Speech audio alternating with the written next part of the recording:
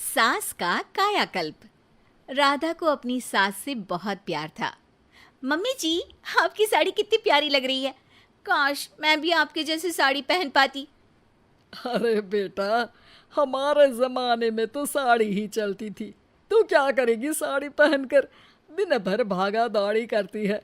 Sari comfortable नहीं feel कराएगी। तू तो ऐसे ही जचती है बेटा। राधा सास को लेकर घूमने जाती, सैर करती और उनसे खूब बातें किया करती थी।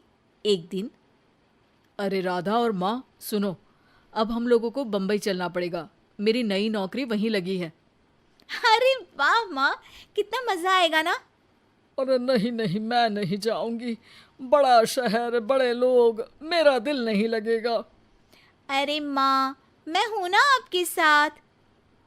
और सारा परिवार बड़े शहर में शिफ्ट हो जाता है। एक दिन, राधा, तू भी अब नौकरी में जाने लगी है। मैं तो बोर हो जाती हूँ। सोच रही हूँ आसपास की औरतों से दोस्ती कर लूँ।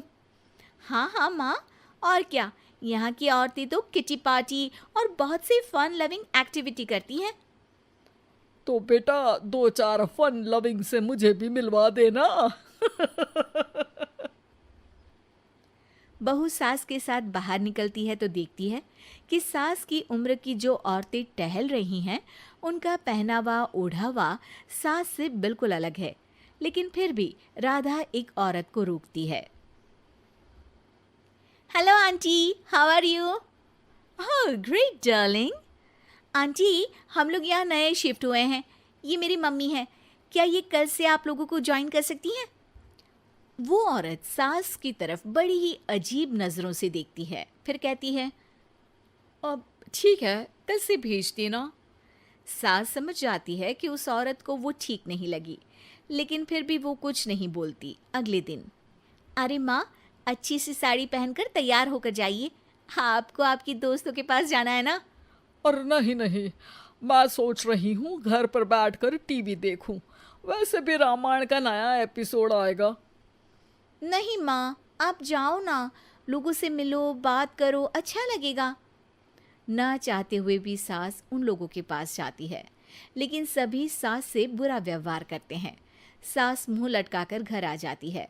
बहू समझ जाती है कि सास को कुछ हुआ है। वो रोज सास को पार्क में भेजती, लेकिन सास रोज मुंह लटकाकर वापस आ जाती। क्या हुआ माँ, आप बाहर जाकर खुश नहीं होती हैं? अरे बेटा, खुश तो हूँ लेकिन लेकिन क्या माँ, आपको तो लोगों से मिलना, बातें करना अच्छा लगता था।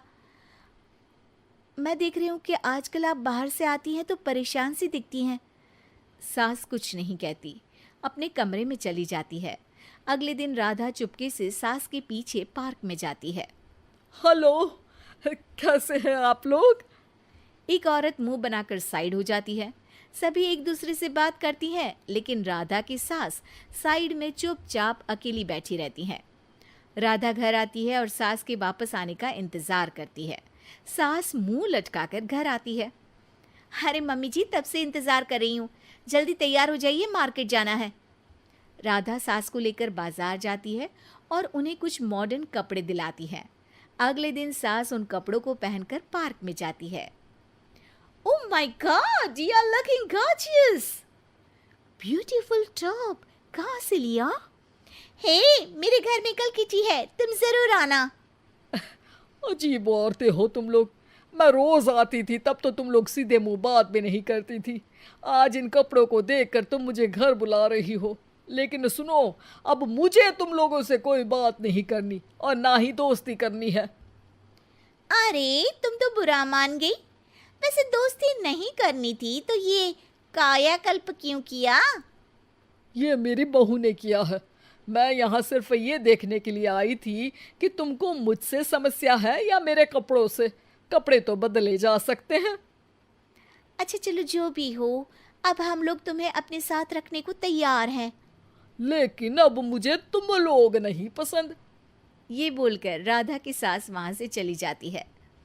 वाह माँ जी, आज तो आपका चेहरा खिला खिला सा लग रहा है। लगता है आपकी सहेलियों ने आपको अपना लिया। हाँ, वो तो अपनाना ही था। दिखावे वाली जो है वो, मेरे कपड़े बदलते ही उनका दिल बदल गया। लेकिन आज मैं उन्हें मना कर आई, अरे क्यों माँ जी? क्योंकि उन लोगों को मुझसे नहीं मेरे कपड़ों से दोस्ती करनी थी। वैसे मेरे पास तो तू है ना, मेरी प्यारी बहू, मुझे किसी की जरूरत नहीं है। अरे नहीं नहीं माँ जी, आप ऐसा क्यों सोच रही हैं? बेटा ये गलत भी तो नहीं है, जैसा देश वैसा भेष। क्यों? ठीक है ना माँ, अब जब ये हम लोगों का देश है तो क्यों ना हम यहाँ का भेष अपना ले। हाँ हाँ जरूर, मैं तो तैयार हूँ। समय के साथ खुद को बदलने में कोई बुराई नहीं है, लेकिन कहीं नकल के चक्कर में बंदर ना दिखने लगूं। खैर, बहू लग जाती है सास की कायाकल्प।